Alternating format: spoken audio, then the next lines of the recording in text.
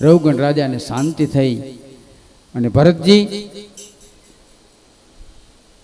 જંગલની અંદર પાછા ફરે છે। જંગલમાં એક ભદ્રકાલીના રાજાએ માનતા કરી હતી કે મારે ઘેર માતાજી દીકરો આપશે ને તો બધા પશુનું બલિદાન ચડાવે, હું મનુષ્યનું બલિદાન ચડાવીશ।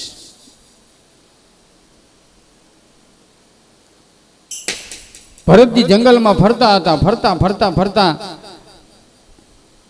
આજે ભદ્રકાલીના આ એક દુષ્ટ રાજાને ભદ્રકાલીની માનતા લીધી હતી, એના શિષ્યોને મનુષ્યને શોધવા માટે મોકલ્યા। એમાં ભરતજી મળી ગયા, ભરતજીને લઈ આવ્યા, શણગારી માતાજીની મૂર્તિની સામે બેસાડ્યા।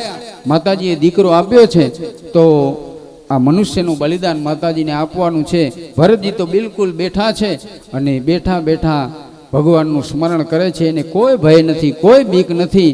ભદ્રકાલીના રાજા અને એના શિષ્યો, એના માણસો જેવા ખડગ લઈ અને ભરતજીનું માથું કાપવા જાય ત્યાં તો ભદ્રકાલી પોતાની મૂર્તિમાંથી પ્રગટ થઈ ખડગ ઝૂંટવી અને બધાના માથા કાપી દીધા। દુષ્ટ રાજાઓના મસ્તક કાપી લીધા છે। ભરતજી આ જોયું, જીતને તારે ગગન में उतने शत्रु होय, कृपा होय रघुनाथ की तो बाल न बाका होय। आम भरतजी जंगलમાં ભગવાનનું ભજન કરતા કરતા કરતા પરમાત્માને પ્રાપ્ત કર્યા, પોતાના દેહનો ત્યાગ કર્યો અને ભગવાનમાં એ જીવાત્મા ભળી ગયા છે। સુખદેવજી મહારાજ પરીક્ષિત રાજાને કહે છે કે રાજન હવે તમારે શું સાંભળવું છે? ત્યારે પરીક્ષિત રાજા કહે છે કે મહારાજ અજામિલ ચરિત્ર મને કહો।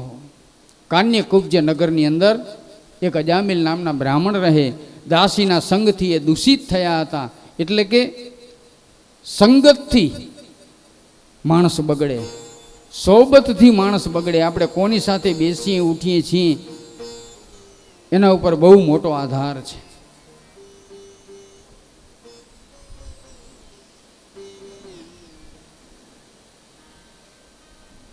અજામિલને એક દિવસ એના પિતાએ જંગલમાં લાકડા લેવા માટે મોકલ્યા। ત્યાં કને એક શૂદ્ર અને શૂદ્રી એના મત જોડલાને જોયું, એમાં એની બુદ્ધિ ભ્રષ્ટ થઈ ગઈ। અજામિલ એ શૂદ્રીને ઘરે લાવ્યા, પાપ કર્મ કરે છે। બ્રાહ્મણને ઘરે જન્મ, પરંતુ બ્રાહ્મણ જેવું કોઈ એનું કર્મ નથી, ખૂબ પાપ કર્મ કર્યા। એક દિવસ અજામિલને ઘરે સંતો પધાર્યા। અજામિલે કહ્યું કે જો તમે બ્રાહ્મણનું ઘર જાણીને મારે ઘેર આવ્યા હશો ને તો મારા ઘરનું તમને પાણી કામ આવશે નહીં। સંતો કહે છે કે અમારા કમંડળમાં જળ છે, અમારે જલપાન કરવું નથી, અમારે ભોજન કરવું નથી, અમારો નિયમ છે જે ગામમાં જઈએ ત્યાં બ્રાહ્મણને ઘેર અમે રાતવાસો કરી, અમે તમારે ઘેર રાતવાસો કરશું। અજામિલ કહે ભલે, કાંઈ વાંધો નહીં, રહો। સંતો રાત્રિ નિવાસ કરે છે, પણ સંતોને સાધુને વિચાર આવ્યો કે અજામિલ બ્રાહ્મણને ઘરે જન્મ ધારણ કર્યો છે, બ્રાહ્મણનો દીકરો આટલા પાપ કર્મ કરે છે તો એ નરકમાં જશે, અને આપણે તો સાધુ છીએ, એના આંગણામાં આપણે પગ મૂક્યો તો આપણી કાંઈક ફરજ બને, એને પાપમાંથી બચાવવો જોઈએ, નરકમાં પડતો બચાવવો જોઈએ। સંત બડે પરમાર્થી शीतल वाको अंग, तपन बुझावे और की, दे दे अपनो रंग। आवा कृपाळु दयाळु संतो એને દયા આવી। અજામિલને બોલાવ્યો, ભાઈ તારે ત્યાં કેટલા સંતાન છે? કહ્યું મારા 10 દીકરા છે, એમાં નામ કેટલા ના આપ્યા? તો કે 9 ના આપ્યા છે, એકનું રહી ગયું તે રહી જ ગયું। અમે નામ પાડી આપી? પાડી આપો મહારાજ, મારે તો નામ જ દેવું છે ને, તમે પાડી આપો। સંતોએ કહ્યું આજથી તું એને નારાયણ કહીને બોલાવજે। અજામિલે કહ્યું ભલે મહારાજ। આપણા પરિવારની અંદર આપણા સંતાનોના નામ જો ભગવાનના નામ ઉપરથી હશે ને અને એના નામથી આપણે બોલાવશું ને તો પરમાત્માના ચોપડે નામ જમા થશે। એટલે તો હરિ, ગોવિંદ, નારાયણ, ગણેશ એવા પહેલા નામ અપાતા।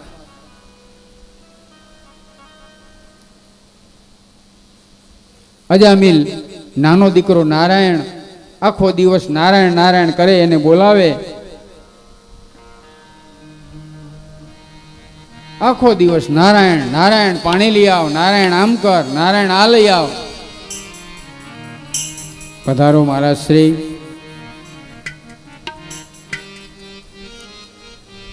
અવિનાશભાઈ જોશી, અમારા સાઢુભાઈ અને અમારા ગુરુભાઈ ઉપર આવી જાઓ.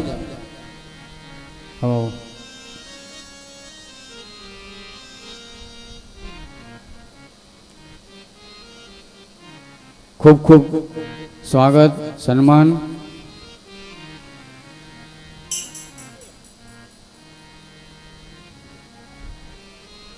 આખો દિવસ નારાયણ નારાયણ કરે. અજામિલના થોડા પાપ બળ્યા છે.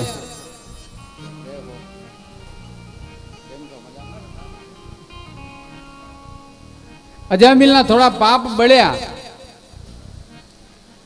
અને સ્વાભાવિક છે. આપણા પરિવારમાં જે નાનું સંતાન હોય ને, નાનું સંતાન, એમાં માતા પિતાને થોડોક સ્નેહ વધારે હોય.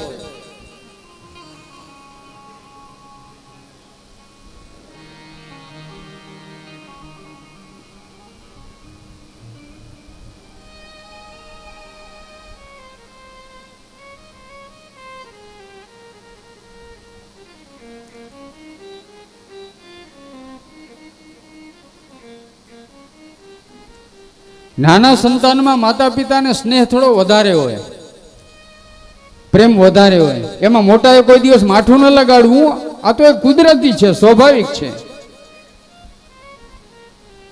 એટલે અજામિલને એ નાના દીકરા નારાયણમાં પ્રેમ વધારે. આખો દિવસ નારાયણ નારાયણ કરે. 88 વર્ષની એની ઉંમર થઈ, કાળ નજીક આવ્યો, મરણ પથારી.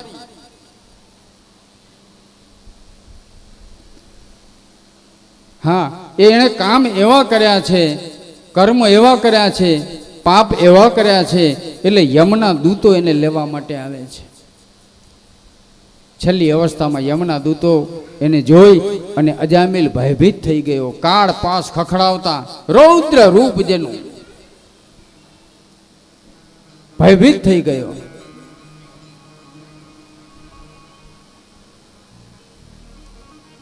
અને યમના દૂતોને જોઈ અજામિલ તરત જ બોલવા લાગ્યો, નારાયણ નારાયણ નારાયણ, મને બચાવ.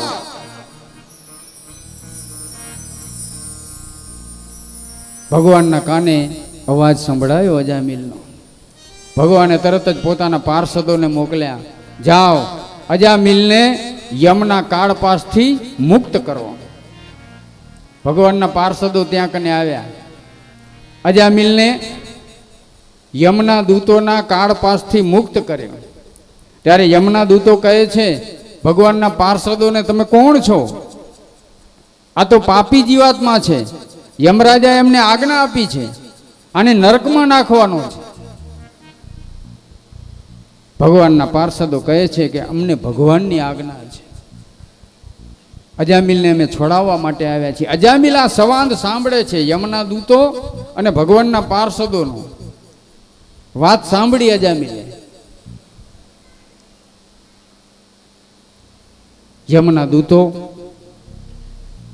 કાળ પાસમાંથી મુક્ત કરી ત્યાંથી ચાલ્યા ગયા. ભગવાનના પાર્ષદો પણ ગયા. અજામિલનું આયુષ્ય બાકી હતું. અજામિલને હવે પસ્તાવો થાય છે. ઓહ, જુઓ તો ખરા, બ્રાહ્મણને ઘરે મેં જન્મ ધારણ કર્યો, કેટલા પાપ કર્યા. સાચા હૃદયથી પાપનો પસ્તાવો કરવામાં આવે ને તો પરમાત્મા આપણા કુકર્મો, આપણા પાપ, એની જરૂર ક્ષમા આપે છે. અજામિલ હતો મહાપાપી, એ તો છેલ્લે દચકે તરેલજી. અજામિલ હતો મહાપાપી, એ તો છેલ્લે દચકે તરેલ. ભરત જેવા ભૂલા પડ્યા તા, ભરત જેવા હેજી ભૂલા પડ્યા તા, હળીના પેટે પડેલ જોજો તમે છેલ્લા ડચકાનો ખેલજી, છેલ્લા ડચકાનો ખેલ એને જીતવો મુશ્કેલ, જોજો તમે છેલ્લા ડચકાનો ખેલજી, છેલ્લા ડચકાનો ખેલ. અજામિલ છેલ્લે ડચકે તરી ગયો.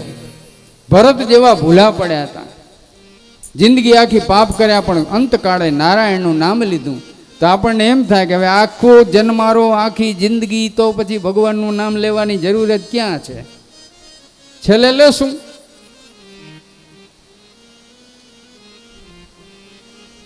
ભગવાન ત્યારે સમય આપશે કે નહીં આપે, આપણી જીભાન ત્યારે ચાલુ હશે કે નહીં, આપણને કાંઈ ખબર નથી. અને જીવનભર જે કર્યું હશે ને એ જ અંતકાળે યાદ આવશે. જીવનભર જે કર્યું હશે એ જ અંતકાળે યાદ આવશે. જો ભગવાનનું નામ લીધું હશે તો ભગવાનનું નામ યાદ આવશે, અને નહીતર આ લૌકિક જે ક્રિયાઓ જીવન જીવ્યા હશું એ આપણને યાદ આવશે.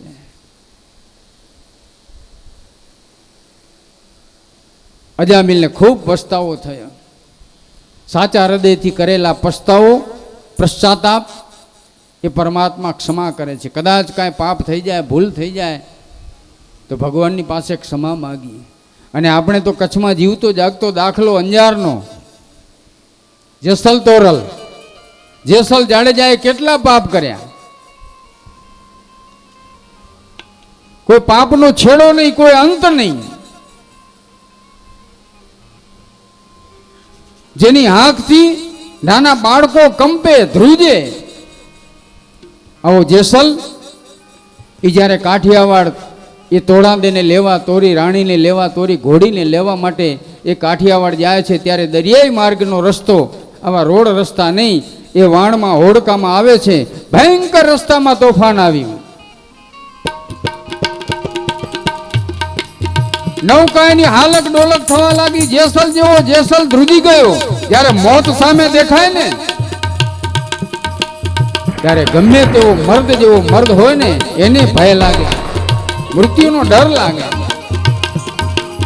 તોરલને કહે છે કે તોરલ તું આ તોફાનમાંથી મને બચાવ, મને બહુ બીક લાગે છે, ભય લાગે છે. તોરલ કહે છે જેસલ હું તને બચાવીશ, પણ તે જેટલા પાપ કર્યા છે ને એ પાપ તારા પોકારી પોકારીને તું મને કહે, તું એનો પસ્તાવો કર, સાચા હૃદયથી એનો પશ્ચાતાપ કર, હું તને બચાવી લઈશ.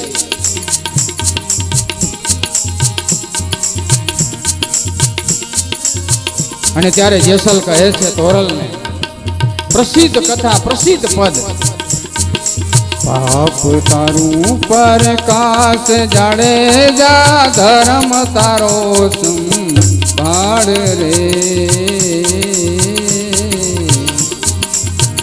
તારી બેડલીને બુડવા નહીં દમ, તારી બેડલીને ડૂબવા નહીં દમ, જાડેજા રે એમ તોરલ કે છે જીરે એમ તોરલ કે છે. જેસલ કહે છે તોડા દે, મારા પાપનો કોઈ અંત નથી. મેં જે પાપ કર્મ કર્યા છે એનો કોઈ છેડો દેખાતો નથી. 21 મોડ બંધા મીંડોળ બાંધેલા વરરાજાઓના મસ્તક મેં કાપી લીધા છે. ગામની ગાયો, ગામના ઢોર, પશુ, અબોલા જીવ એ જ્યારે પાણી પીવા માટે આવતા એ અવાડાના જે મેં અવાડા ખોલી અને એનું પાણી છોડી દીધું. ઘણા બધા પાપ કર્યા છે.